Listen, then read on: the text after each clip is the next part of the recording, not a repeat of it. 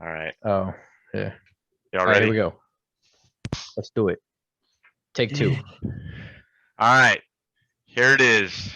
Here's the rundown, take two version, because, we somehow messed up the audio on the other one.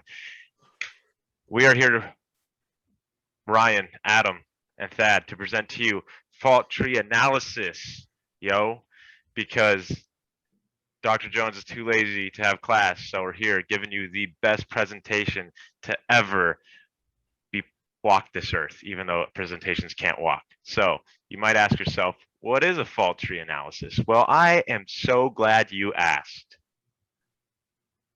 Wait, why can't it not move? It's not moving. Oh, there it is. Okay. I'm so glad you asked. So yeah, fault tree analysis is a tool. It identifies the causes of the risk. So through Boolean logic gates, it can relate these events to have higher severity risks and kind of give you a quantitative and a qualitative look at how these problems can occur, and then you can develop a mitigation plan from that.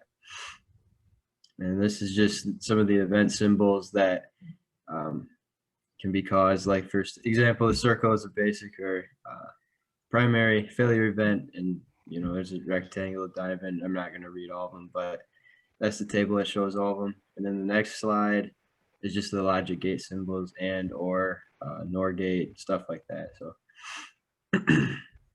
You might be asking yourself, who uses this thing? I don't know, but I do. And who uses it is the United States Air Force. In 1962, they developed it, and from there, it is implemented in all aspects of industry as of now: aerospace engineering, automobile industry, chemical engineering, nuclear engineering, software industry, all kinds of, as you can see, Steve Harvey here, engineer.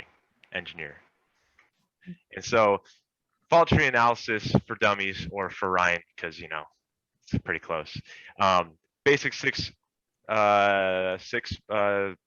step breakdown. First, you got to define the problem, kind of, because got kind of have to figure it out before you can find a solution. You got to have a problem, and then next you want to identify the first level of contributing events. Following that, you got to link event with a logic gate, because that's kind of how this thing works, is logic gates. And next, you want to identify the next event, which is kind of just a repeat of it.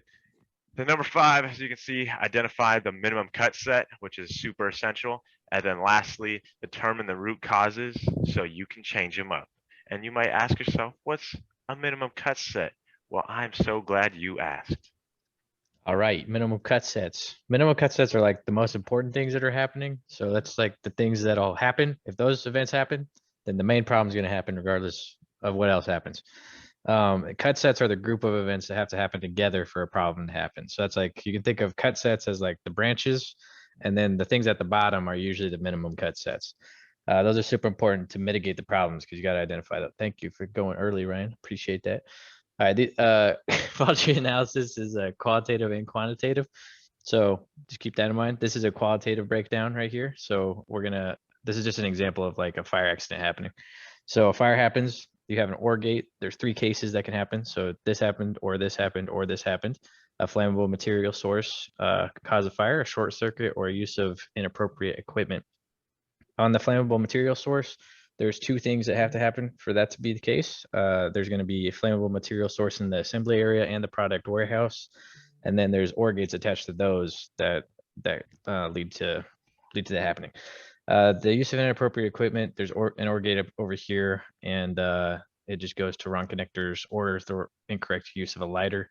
And the incorrect use of a lighter would be like the minimum cut set here, because if that happened, you'd get all the way up to the accident. So you go to the next slide, quantitative. So you can also break this down by probabilities. And then if you want to calculate the overall probability of the actual problem happening, you just multiply the difference of the probabilities that you assign, multiply them all together, and then you get the total probability of the problem occurring. So that's that.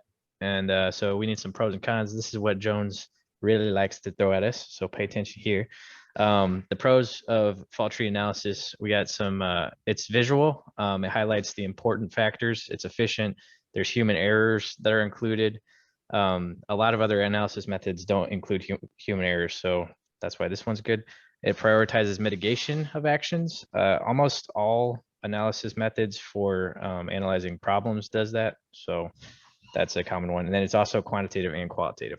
Some bad things, it can obviously get pretty complex. If there's a whole bunch of gates, it'll get like really branched out and complicated. It only analyzes one major event, which realistically, there's a lot of major events happening in projects, and with devices, the causes aren't always obvious and time delays are not considered because there's no timeline. So there we go. All right. And obviously, Steve Harvey approves this message. Yes, sir. Thanks for listening. We appreciate you all. Have a happy Thanksgiving. And that's that. Solid. Thank you, Kumar. Yeah. Kumar, we appreciate you.